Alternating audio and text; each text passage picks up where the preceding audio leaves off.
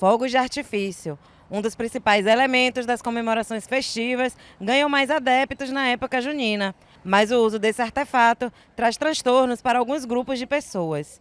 Lucas é psicólogo, especializado em transtorno do espectro autista, TEA, e explica que as crianças com esse diagnóstico sofrem muito nesse período, por possuírem algumas resistências. Todo indivíduo com espectro autista ele tem algumas resistências, né? E acaba que o barulho excessivo afeta diretamente essas resistências. A criança com esse transtorno pode desenvolver múltiplas formas de reagir. E aí pode desencadear uma crise, pode desencadear vários comportamentos inadequados. Tatiana é mãe de Vitor. Ele tem 2 anos e foi diagnosticado com autismo.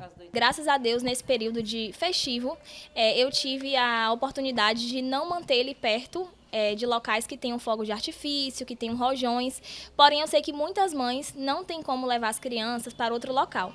Então, no caso, uma das estratégias mais usadas hoje são os fones de ouvido abafadores. Ela explica que os transtornos sensoriais das crianças autistas não são só pela questão auditiva. Eles acabam sentindo de maneira muito exacerbada e isso soa para a criança autista como se fosse pequenas agulhadas no corpo.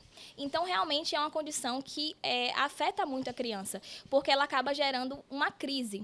Ou seja, a criança ela entra em crise, começa a chorar, começa a gritar e isso é um desconforto para os pais que muitas vezes não sabem como lidar. E para os pais que não sabem como lidar com esse desconforto, existem algumas dicas de comportamentos que podem ser adotados nesse período.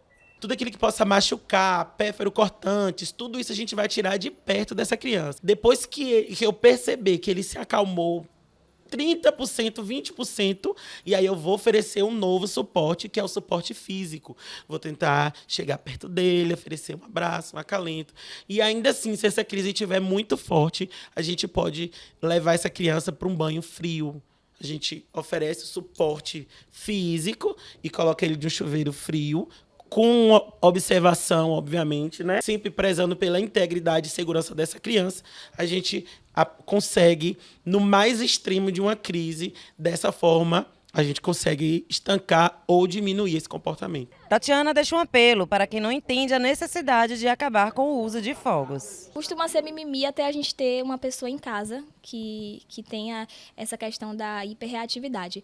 Existem vários cenários para a gente curtir, a gente já tem as bandas, já tem musicazinhas de caixas de som de rua. Então, assim, temos muitas ferramentas para aproveitar. Por que fazer algo sabendo que vai prejudicar uma outra pessoa?